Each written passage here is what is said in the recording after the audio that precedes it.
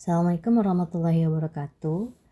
Kali ini saya akan membahas mengenai sistem perhitungan biaya berdasarkan proses atau proses costing.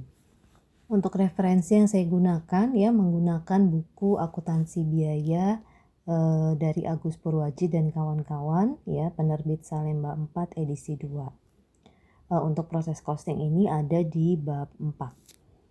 Jadi untuk proses costing ini biasanya ya untuk proses produksi yang terjadi di perusahaan manufaktur itu bisa dilakukan melalui beberapa departemen.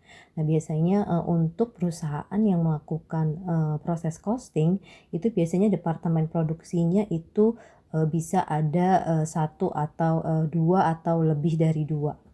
Proses produksi yang terjadi di perusahaan manufaktur itu dapat dilakukan melalui beberapa departemen. Nah, setiap departemen itu melakukan kegiatan operasional tertentu untuk menyelesaikan suatu produk. Produk jadi yang dihasilkan oleh departemen pertama, dia akan menjadi bahan untuk departemen berikutnya dan seterusnya sampai unit tersebut selesai diproses dan kemudian masuk ke gudang produk jadi. Nah, untuk sistem perhitungan biaya berdasarkan proses ini dia sistem yang mengakumulasikan biaya produksi yang dilakukan oleh departemen untuk periode tertentu. Sehingga objek dari sistem perhitungan biaya berdasarkan proses atau proses costing itu adalah departemen. Nah, ini ada karakteristik sistem perhitungan biaya berdasarkan proses. Yang pertama itu proses produksinya bersifat kontinu dan massal. Sehingga produk yang dihasilkan perusahaan itu sifatnya homogen dan standar. Jadi ini berbeda dengan job order costing ya, dimana kalau job order costing itu perusahaan baru akan melakukan proses produksi ketika adanya pesanan dari pelanggan. Tetapi untuk proses costing itu proses produksi itu bersifat kontinu, jadi artinya perusahaan akan terus melakukan proses produksi tanpa menunggu adanya permintaan dari pelanggan. Yang kedua adalah perhitungan total biaya maupun biaya per unit itu dilakukan pada akhir periode. Ya. Kemudian yang ketiga, biaya diakumulasikan per departemen. Kemudian yang keempat, laporan biaya pokok produksi di setiap departemen itu merupakan laporan yang digunakan untuk mengumpulkan, mengikhtisarkan dan menghitung total biaya maupun biaya per unit untuk setiap departemen di akhir periode. Jadi artinya nanti untuk setiap departemen itu harus membuat laporan biaya pokok produksi yang sudah pernah kita pelajari. Nah, selanjutnya kita masuk ke aliran proses produksi ya. Untuk aliran proses produksi di sini ada 3 ya yang dibahas ya. Yang pertama adalah aliran produk secara berurutan atau sequential product flow. Untuk sequential product flow atau aliran produk secara berurutan ini artinya semua produk diproduksi melalui proses yang sama dalam urutan yang sama. Ya, jadi bahan diproses mulai dari departemen pertama, kemudian lanjut ke departemen selanjutnya, kemudian lanjut ke departemen selanjutnya sampai masuk ke departemen produk jadi. Ya, jadi ada kemungkinan adanya penambahan bahan langsung dan bahan penolong di departemen lanjutannya. Contohnya di sini adalah untuk industri sepatu. Ya, di mana untuk industri sepatu terdiri dari 3 departemen produksi, ada departemen cutting, sewing, dan assembling.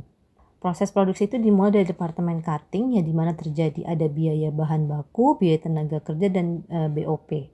Ya, kemudian setelah di departemen cutting selesai, kita akan mentransfer ke departemen sewing. Jadi artinya ini harus selesai dulu di departemen cutting, baru kita bisa mentransfer ke departemen sewing. Nah, setelah di departemen sewing selesai, baru bisa kita transfer ke departemen assembling. Ya, ini artinya berurutan itu adalah harus selesai dulu di departemen cutting, baru bisa ke departemen sewing. Departemen sewing selesai, baru bisa ke departemen assembling. Nah, mungkin saja di sini ada terjadi penambahan biaya bahan baku ya, baik itu langsung maupun tidak langsung di departemen lanjutan, yaitu departemen sewing dan departemen assembling. Nah, ini artinya jadi tadi kalau untuk industri sepatu maka itu bahan-bahannya harus misalkan sepatu kulit gitu ya, kulitnya harus dipotong dulu baru bisa kita jahit. Jadi tidak mungkin belum selesai dipotong udah langsung dijahit gitu. Jadi harus selesaikan dulu proses produksi di departemen cutting baru bisa ditransfer ke departemen sewing. Nah, yang selanjutnya adalah ini aliran produk secara paralel atau parallel product flow, ya. Kalau untuk parallel product flow ini bagian-bagian tertentu dari tahapan pekerjaan itu dilakukan secara simultan, kemudian digabungkan ke dalam suatu proses final untuk diselesaikan dan ditransfer menjadi produk jadi, ya. Jadi artinya ada beberapa departemen yang bisa bekerja secara bersamaan. Ya, kalau tadi sequential itu tidak mungkin ada departemen yang berjalan bersamaan. Jadi tidak mungkin tadi departemen sewing itu berjalan bersamaan dengan cutting. Gitu ya, sama-sama motong, sama-sama jahit itu tidak mungkin, ya. Nah, sekarang kalau untuk paralel, ini dia ada yang bersamaan. Contohnya adalah misalkan ini di perusahaan mie instan. Di mana perusahaan mie instan ini ada 5 departemen produksinya, ya. Ada departemen pencampuran, penggilingan, pengolahan, pengepakan, dan pembungkusan. Kalau kita lihat di sini gambarnya bahwa departemen pencampuran dan departemen penggilingan ini terletak pada alur yang sama gitu. Jadi ini alur paralel yang sama. Jadi ini dilakukan secara bersamaan pada waktu bersamaan. Ya, dimana kalau untuk pencampuran ini adalah mencampur bahan-bahan untuk membuat mie keringnya, ya. Kemudian kalau penggilingan ini adalah kegiatan untuk membuat bumbunya gitu ya, menggiling bumbunya. Nah, untuk kegiatan pencampuran dan penggilingan ini bisa dilakukan bersamaan karena memang tidak berhubungan gitu. Kita tidak perlu menunggu mie-nya selesai dibuat baru kita melakukan penggilingan karena itu bisa dilakukan secara bersamaan. Setelah selesai gitu ya, mie-nya di pelajaran pencampuran itu masuk ke pengolahan, ya, kita olah. Kemudian yang penggilingan itu dimasukkan ke dalam plastik-plastik kecil gitu ya, baru kemudian hasil dari mie dan bumbu tadi kita satukan dalam departemen pembungkusan. Masing-masing 2 departemen yang bisa berjalan secara bersamaan atau paralel. Yang selanjutnya adalah aliran produk secara selektif atau selective product flow, ya. Jadi di mana produk itu berpindah antar departemen bagian yang berbeda dalam satu departemen produksi, tergantung pada produk akhir apa yang akan dihasilkan. Karena setiap proses itu akan menghasilkan produk akhir atau produk jadi yang berbeda-beda. Ya, jadi di sini kalau kita lihat contohnya adalah pada industri pengolahan daging di mana ada 4 departemen produksinya, ya. Ada departemen pemotongan, penggilingan, pencampuran, pengepakan, ya. Di sini kalau kita lihat alurnya adalah yang pertama kita lakukan adalah semua daging itu akan masuk ke dalam departemen pemotongan, ya. Nah, setelah departemen pemotongan selesai, ini akan kita pilih nih, kita selektif gitu ya, itu mau masuk ke departemen yang mana. Nah, itu semua tergantung pada produk jadi yang kita inginkan. Jadi kalau kita menginginkan produk akhirnya itu adalah daging yang sudah dipotong, maka setelah masuk ke departemen pemotongan dia akan langsung masuk ke departemen pengepakan. Kita pak gitu ya. Kemudian kalau misalkan produk akhirnya adalah kita mau membuat daging giling. Nah, setelah dipotong maka dia akan masuk ke departemen penggilingan. Ya. Setelah departemen penggilingan selesai baru lanjut ke departemen pengepakan yang terakhir. Ya. Nah, atau enggak kita mau membuat misalkan daging burger gitu ya, atau sosis di mana itu daging harus dicampur dengan bahan-bahan yang lain. Maka dari departemen pemotongan dia akan masuk ke departemen pencampuran. Ya. Dari departemen pencampuran baru setelah selesai dia akan lanjut masuk ke departemen pengepakan. Jadi selektif sekali lagi tergantung dari produk akhir yang akan kita inginkan. Oke, itu tadi penjelasan aliran proses produksi dalam perusahaan manufaktur yang melakukan proses costing. Nah, selanjutnya adalah kita akan membahas mengenai laporan biaya produksi. Nah, untuk laporan biaya pokok produksi pada proses costing terdiri dari 3, yaitu ada schedule kuantitas atau schedule produksi, ada pembebanan biaya, dan juga ada pertanggungjawaban biaya. Jadi ini ada 3 bagian yang harus kita masing-masing susun. Yang pertama adalah schedule kuantitas atau schedule produksi. Jadi untuk schedule ini adalah memuat jumlah produk masuk proses, ya, dan hasil pemrosesan selama satu periode tertentu. ya. Nah, biasanya untuk schedule produksi ini dinyatakan dalam bentuk unit produk, ya. Ya bisa unit atau kilogram atau liter dan sebagainya. Jadi ada produk masuk proses dari proses awal, ya. Kemudian produk masuk proses pada periode tertentu, ya. Kemudian untuk hasil dari pemprosesannya itu adalah produk jadi yang ditransfer ke departemen selanjutnya, gitu ya. Dengan demikian, maka jumlah unit yang diproses itu harus sama dengan jumlah kuantitas hasil pemrosesan. Jadi untuk jumlah kuantitas hasil pemrosesan terdiri dari produk yang ditransfer ke departemen selanjutnya, ya, dan juga ada produk dalam proses akhir. Ini yang harus balance. Selanjutnya adalah pembebanan biaya. Ya, pembebanan biaya ini terdiri dari ada elemen biaya, gitu ya. Total biaya, unit ekivalen, dan juga biaya per unit. Ya, jumlah biaya produk yang dibebankan itu termasuk dari saldo awal jika ada, gitu ya, atau biaya yang diperoleh dari departemen sebelumnya. Ya, yang di sini.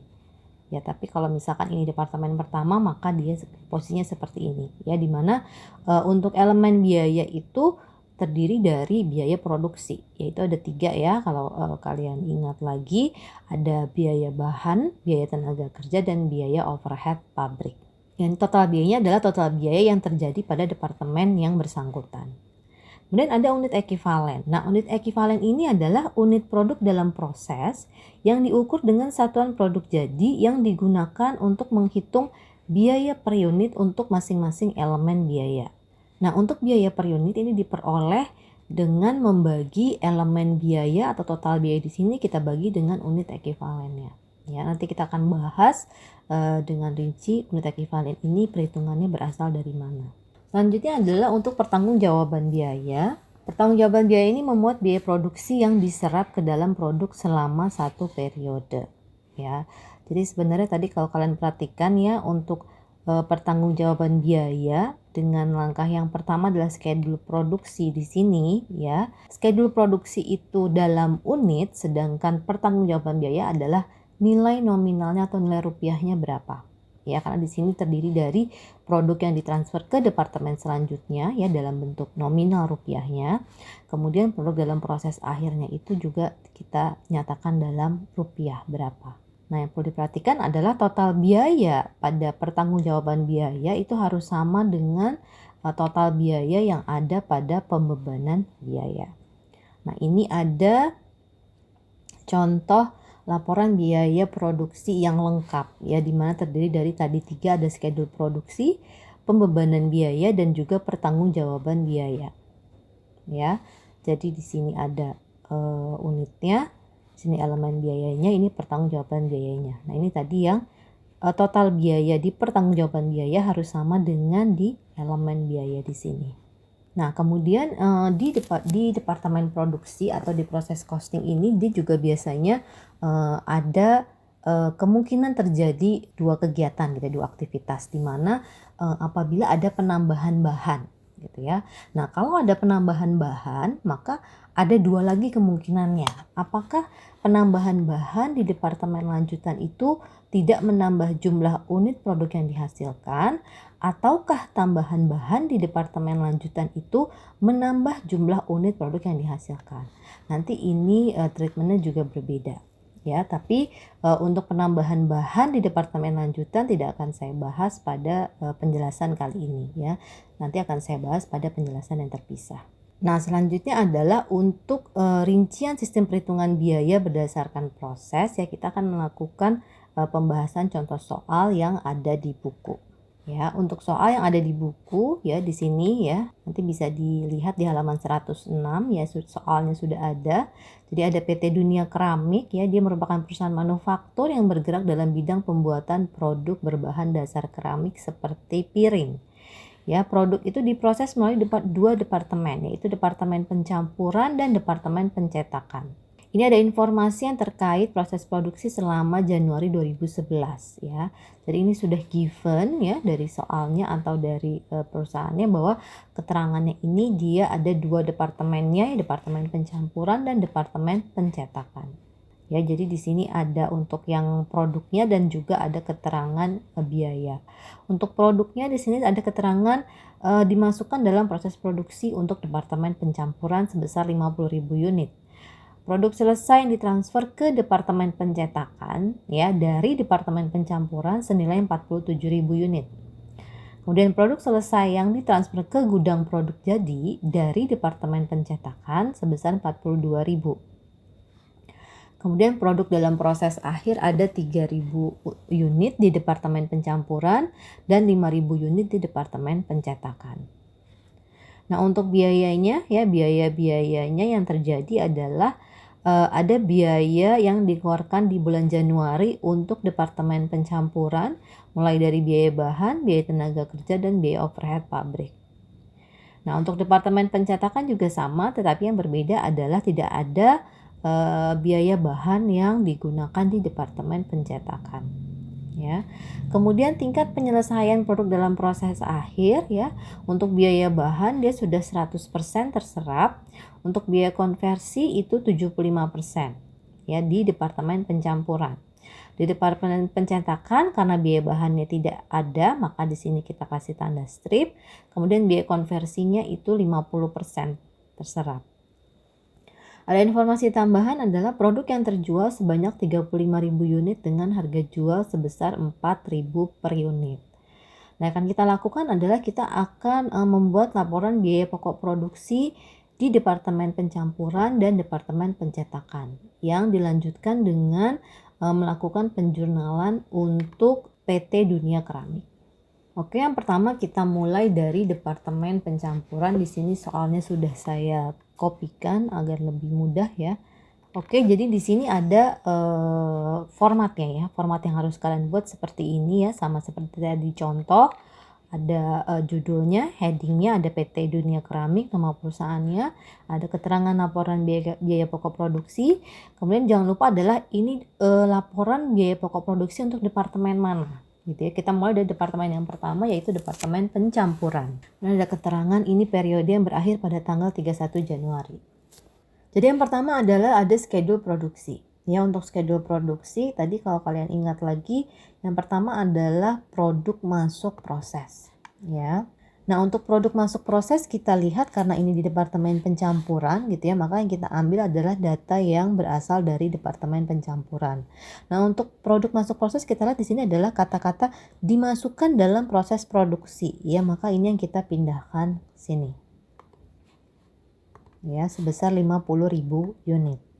Nah, selain itu adalah tadi kita mencatat produk yang ditransfer ke departemen selanjutnya ya. Karena departemen selanjutnya adalah departemen pencetakan, maka kita tulisnya adalah produk yang ditransfer ke departemen pencetakan. Nilainya adalah yang ini, 47.000. Nah, tadi sekali lagi adalah untuk schedule produksi itu harus seimbang antara produk masuk proses dengan yang diproses dan akhir dari inventory akhir dari departemen yang bersangkutan gitu. Jadi kalau di sini ada produk yang ditransfer ke departemen selanjutnya, maka akan ada yang namanya persediaan akhirnya atau produk dalam proses akhir. Ya. Yaitu nilainya adalah ini 3.000 unit. Nah, perlu diperhatikan bahwa tadi ada info tambahan bahwa tingkat penyelesaian produk dalam proses akhir adalah untuk biaya bahan 100%, biaya konversi 75%. Ya. Nah, ini berarti kita harus tambahkan seperti ini keterangan bahwa untuk produk dalam proses akhir itu biaya bahannya sudah 100%, biaya konversi 75%. Biaya konversi adalah terdiri dari biaya tenaga kerja langsung dan biaya overhead. Berarti ini berlaku untuk keduanya bahwa penyerapannya itu baru 75%. Ya. Sehingga di sini kalau kita jumlahkan hasilnya balance antara produk masuk proses dengan produk yang ditransfer ke departemen selanjutnya dan persediaan akhirnya. Selanjutnya adalah kita masuk ke pembebanan biaya. Ya, pembebanan biaya itu yang pertama adalah elemen biayanya. Tadi yang sudah dijelaskan bahwa elemen biaya itu ada 3 ya, DM, DL, FOH. Diingat terus ya, bahan langsung, tenaga kerja langsung, dan BOP. Nilainya kita ambil dari mana? Kita ambil dari yang terjadi pada departemen yang bersangkutan, yaitu biaya yang terjadi di departemen pencampuran. Jadi yang ada di sini ya kita pindahkan ke total biaya di sini. Nah, selanjutnya adalah unit ekivalen. Ya, unit ekivalen itu tadi adalah yang digunakan untuk menghitung biaya per unit yang terdiri dari produk yang ditransfer dan juga produk akhirnya, ya. Nah, untuk produk yang ditransfer di sini sama jumlahnya semua, ya, 47.000. Nanti yang membedakan adalah produk dalam proses akhir. Kenapa? Karena tidak semuanya sudah terserap 100%, ya. Di sini kalau untuk jadi semua sebenarnya bisa kita tulis 3.000 ya. Nah, tapi kalau untuk yang biaya bahan karena dia 100%, bolehlah di sini kita kalikan ini kita kalikan dengan 100%. Hasilnya 3.000. Nah, kemudian untuk biaya konversi yaitu biaya tenaga kerja dan BOP itu baru terserap 75% ya. Sehingga di sini harus kita kalikan dengan 75%. Hasilnya adalah 2.250. Nah, ini ya. 3.000 dikalikan dengan 75%. Kemudian di sini kita jumlahkan ya untuk memudahkan melakukan perhitungan biaya per unit. Nah, kemudian biaya per unit ini adalah kita peroleh dari ya total biaya kita bagi dengan unit ekivalen. Nah, kemudian setelah kita menghitung biaya per unit masing-masing elemen biaya kita jumlahkan. Ini adalah total biaya produksi per unit ya. Nah, setelah pembebanan biaya selesai, kita langsung ke pertanggungjawaban biaya. Ya, jadi tadi pertanggungjawaban biaya adalah nilai dari ini, nilai dari yang schedule produksi kita jadikan bentuknya nominal atau rupiah. Kita mempertanggungjawabkan biaya yang ada di sini, sehingga maka yang nilai di sini harus sama dengan yang ada di sini. Ya, kita mulai masuk dari produk yang ditransfer ke departemen pencetakan. Kalau tadi di sini adalah unit 47.000 unit, maka kita pengen tahu nih 47.000 unit itu nilai rupiahnya berapa, gitu ya. Maka kita harus kalikan dengan biaya per unit. Nah, biaya per unit yang kita gunakan adalah biaya per unit yang sudah kita cari sebelumnya, itu yang di sini. Ya, ini kita tulis 47.000, yang di sini adalah biaya per unitnya. Ya, sehingga totalnya adalah 85.717.556. Ya. Nah, selain produk yang ditransfer ada juga persediaan akhir. Ya, itu juga harus kita cari nilai dalam rupiahnya. Ya. Untuk biaya dalam proses akhir kita tuliskan dulu karena ada 3 elemen biayanya ya, maka kita tuliskan. Kemudian di sini ada produk nilai produknya dalam unit ya, kita tuliskan. Kemudian jangan lupa persentase penyelesaiannya ya. Jadi kalau biaya bahan itu 100%, biaya konversi adalah 75%. Ya. Nah, sama ini juga mau kita cari nilai rupiahnya, maka harus kita kalikan dengan biaya per unit, yaitu biaya yang di sini yang sudah kita cari sebelumnya. Jadi kita bisa pindahkan ke sini ya. Ini kalau kita lihat ini sama dengan ini. Nah, selanjutnya tinggal kita kalikan antara unitnya, persentase penyelesaiannya dengan biaya per unit. Sehingga dapatlah seperti ini. Ini kalau kita lihat 3.000 kalau 100% kali tadi yang di sini 184. Ya. Sehingga kalau di ini kita jumlahkan ya, kita letakkan di sini. Nah, kemudian total biayanya adalah di sini kita jumlahkan antara 85.717.556 kita jumlahkan dengan 4241.794. Hasilnya balance dengan yang ada di pembebanan biaya. Nah, itu sudah selesai untuk laporan biaya pokok produksi di departemen pencampuran. Kita lanjutkan untuk departemen pencetakan. Langkahnya masih sama seperti departemen pencampuran ya. Yang pertama adalah schedule produksi ya. Schedule produksi yang pertama adalah produk masuk proses. Untuk produk masuk proses ya di sini nggak ada nih produk dimasukkan dalam proses produksi. Nah, karena dia merupakan departemen kedua atau departemen lanjutan, maka produk masuk proses ini merupakan hasil dari produk yang ditransfer dari departemen sebelumnya. ya. Maka tadi kita lihat berapa nih? Produk yang ditransfer ke departemen pencetakan. Nah, ini dia akan menjadi produk masuk proses di departemen pencetakan. Ya. Maka di sini nilainya adalah 47.000. Ya, kalau saya tuliskan rumusnya adalah sama dengan departemen pencampuran. Jadi kita klik linknya. Kemudian selanjutnya adalah produk yang ditransfer ke gudang produk jadi. Nah, karena dia hanya ada 2 departemen produksi ya, maka di departemen pencetakan dia setelah selesai akan ditransfer ke gudang produk jadi.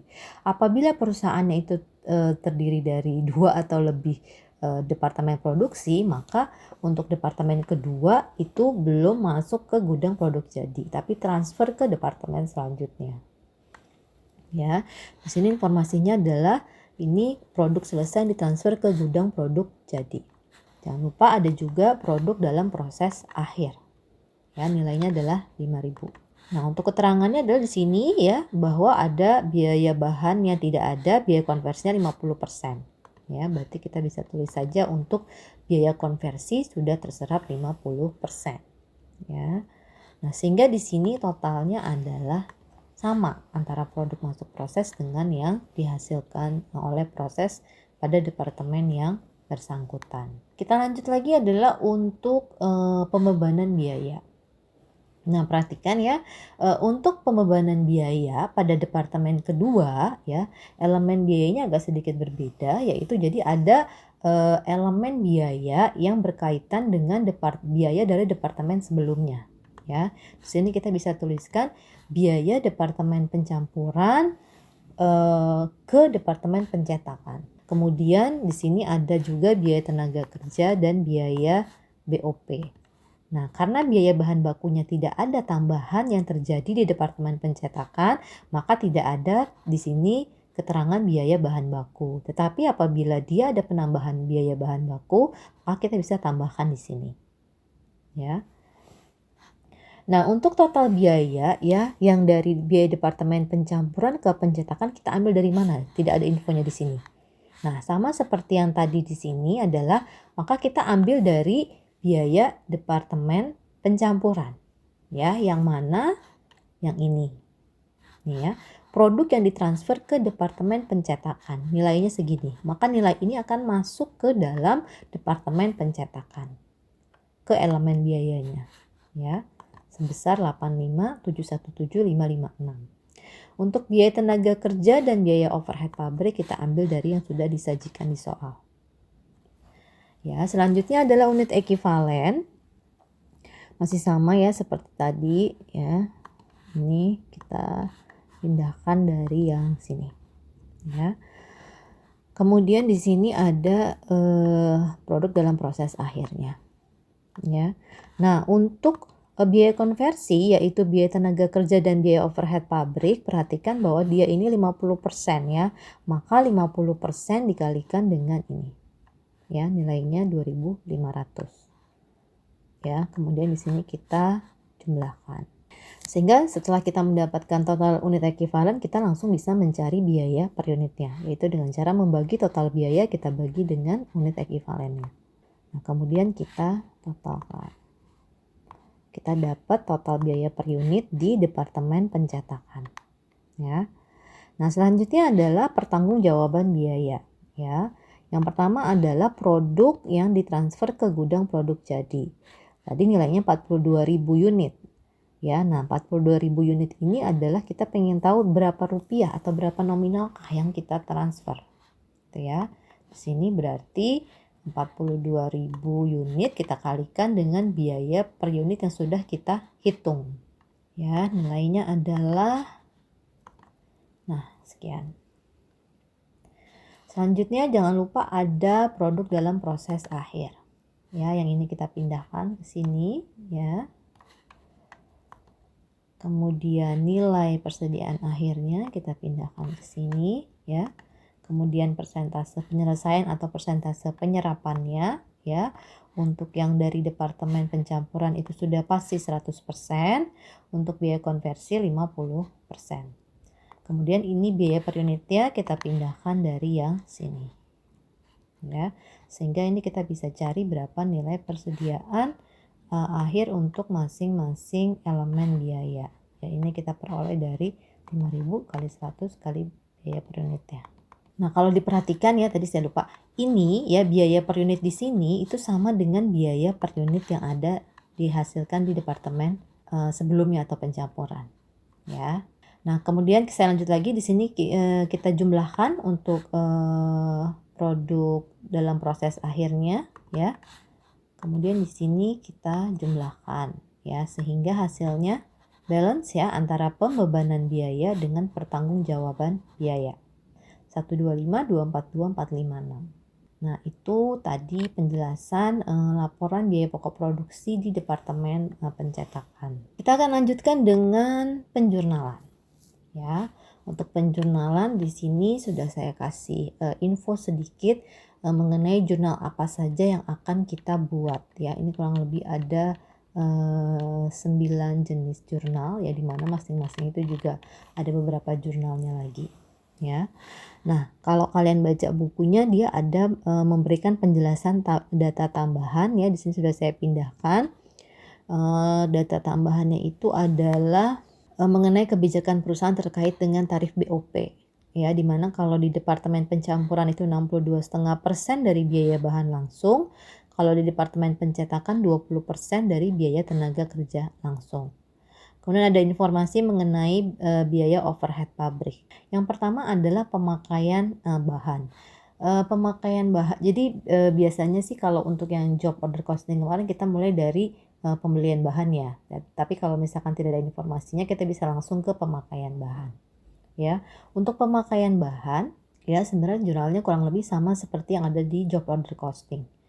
Ya, karena kita memakai bahan ya, maka kita masukkan ke dalam produksi, namanya produk dalam proses. Nah, yang membedakan adalah di sini kelihatannya lebih panjang ya. Kenapa? Karena kita harus menuliskan itu terjadi di departemen apa. Ya, di sini ada produk dalam proses, biaya bahan baku, departemen pencampuran, PDP, BBB, departemen pencampuran. Bisa disingkat seperti itu, ya. Kemudian seperti biasa kreditnya adalah persediaan bahan karena persediaan bahan kita berkurang. Nah, nilainya berapa? Karena dia ini di departemen pencampuran ya, maka nilainya adalah nah ini sesuai dengan yang ada di soal sini. Itu jurnal untuk pemakaian bahan di departemen pencampuran ya. Kalau misalkan nanti ini ada pemakaian bahan di departemen selanjutnya atau departemen pencetakan, lalu kita bisa langsung melakukan penjurnalan di bawahnya. Tapi karena di soal ini di departemen pencetakan tidak ada tambahan biaya bahan, maka tidak ada jurnal yang berkaitan dengan pemakaian bahan di departemen pencampuran. Yang kedua adalah kita melakukan penjurnalan untuk pembebanan tenaga kerja di departemen pencampuran dan departemen pencetakan. Ya, berarti ini PDB, BTK, departemen pencampuran. Produk dalam proses, biaya tenaga kerja, departemen pencampuran. Ya, dan juga departemen pencetakan. Nilainya yang mana? Kalau untuk pencampuran yang ini 74958.500 ya. Kalau untuk yang pencetakan adalah yang ini 32930. Nah, kreditnya apa? Kreditnya adalah biaya gaji dan upah. Nilainya kita jumlahkan. Nah, selanjutnya adalah apabila kita akan melakukan penjurnalan untuk pembayaran biaya gaji dan upah ya, maka debitnya adalah biaya gaji dan upah, kreditnya adalah kas karena kita melakukan pembayaran. Nilainya itu merupakan nilai yang ada di sini. Oke, yang ketiga adalah kita melakukan pembebanan BOP pada departemen pencampuran dan departemen pencetakan. Ini saya sarankan dipisah agar lebih paham gitu ya. Sesuai dengan informasi yang tadi, informasi tambahan bahwa kalau departemen pencampuran itu 62,5% dari bahan langsung. Di sini PDP, BOP pencampuran ya pada BOP applied ya untuk departemen pencampuran. Nilainya sama dengan 62,5% kali biaya bahan langsung ya, kayak ini. 62,5% kali yang ini. Ya. Nilainya adalah kemudian selanjutnya adalah Untuk pencetakan, ya pencetakan itu berarti di sini PDP BOP Departemen Pencetakan. Kreditnya sama, BOP dibebankan, ya nilainya adalah berapa? 20% dari biaya tenaga kerja langsung. Ya, biaya tenaga kerja langsungnya adalah yang 32 juta. Kemudian kita lanjutkan dengan jurnal yang keempat, yaitu kita melakukan pencatatan BOP aktual di Departemen Pencampuran dan Pencetakan. Nah, ini dijadikan satu ya. Maka di sini kita bisa langsung BOP aktual untuk Departemen Pencampuran ya, ini 5660 ya. Kemudian ada BOP aktual di Departemen Pencetakan, nilainya yaitu adalah 6520. Kemudian kreditnya adalah keterangan dari biaya BOP aktual yang terjadi di sini. Ya. Ada kas, utang usaha, persediaan perlengkapan pabrik, asuransi dibayar di muka, akumulasi penyusutan aset. Ini masing-masing nilainya tinggal kita pindahkan dari yang informasi di sini. Ya, sehingga ini dia akan balance ya. Debit dan kreditnya. Oke, selanjutnya adalah kita mencatat adanya selisih BOP di masing-masing departemen. Ini kita pindah. Tadi kan di sini sudah ada BOP applied ya di kredit, BOP aktualnya di debit. Maka itu tinggal kita pindahkan ya. BOP applied yang tadinya di kredit kita pindahkan ke debit. Nilainya adalah yang ini. Nih ya. Kemudian untuk BOP aktualnya ya, tadinya di debit kita pindahkan ke kredit. Kemudian untuk BOP aktual ya, yang tadinya dia ada di debit kita pindahkan ke kredit. Nilainya ini sama. Sehingga kalau kita lihat antara debit dan kreditnya tidak balance ya, maka itu ada selisih BOP. Selisihnya adalah di kredit. Nah, kita lakukan hal yang sama untuk Departemen Pencetakan. Ya, tadi untuk BOP applied-nya juga adanya di kredit, maka kita jadikan debit ya. Nilainya itu sama, yaitu sebesar ini, yang ini ya. Nih. Kemudian BOP aktualnya itu sebesar nih, 6520. Akan ada selisih perbedaan antara debit dan kredit ya, sehingga harus kita munculkan akun selisih BOP. Nah, kemudian selisih BOP yang muncul pada masing-masing departemen pencampuran dan pencetakan kita tutup kepada beban pokok penjualan.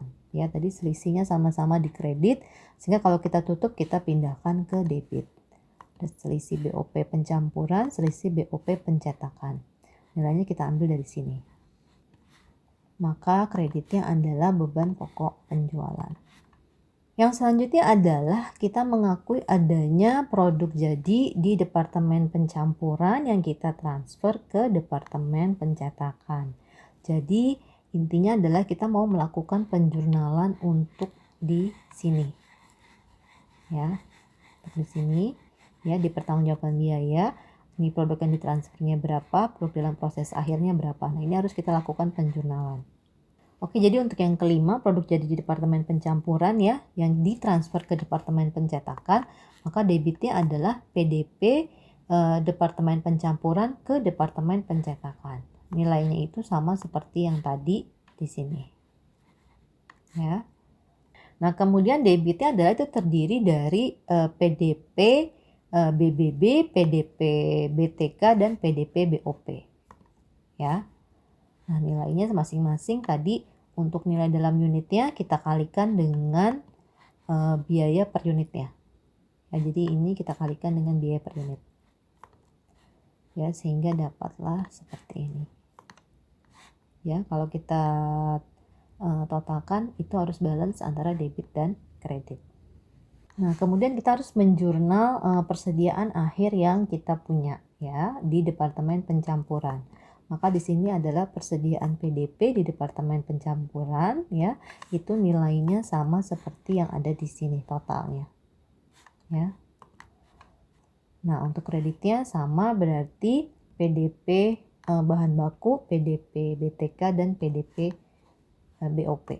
Ya, nilainya kita ambil dari yang di sini.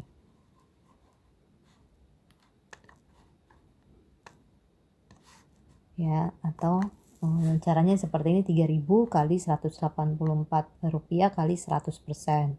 Ya, kemudian untuk yang konversi 3.000 ke 75% dikalikan dengan masing-masing biaya per unitnya. Oke, itu tadi kalau di departemen pencampuran. Ya, sekarang di departemen pencetakan. Sama, berarti kita akan melakukan penjurnalan untuk yang ini. Ya, yang ditransfer ke gudang produk jadi dan persediaan dalam proses akhirnya. Yang pertama adalah pencatatan produk jadi yang ditransfer ke gudang produk jadi. Maka di sini debitnya adalah kita mengakui adanya produk jadi. Ya. Kemudian kreditnya adalah PDP yang bersangkutan. Ya. Karena di sini ada tadi PDP departemen sebelumnya, maka kita tuliskan seperti ini. Ya, ada PDP BTK, PDP BOP. Ya. Tadi ini untuk nilainya adalah persediaan produk jadi, ini kita ambil dari yang di departemen pencetakan. Kemudian ini untuk masing-masingnya adalah ya, tadi 42.000 kita kalikan dengan biaya per unitnya. Ya, ini kita dapat dari yang sini. Selanjutnya adalah kita akan melakukan penjurnalan untuk produk dalam proses akhir, ya. Dapatnya sama seperti tadi, persediaan PDP tetapi di departemen pencetakan. Nilainya adalah kita ambil nilai yang sini.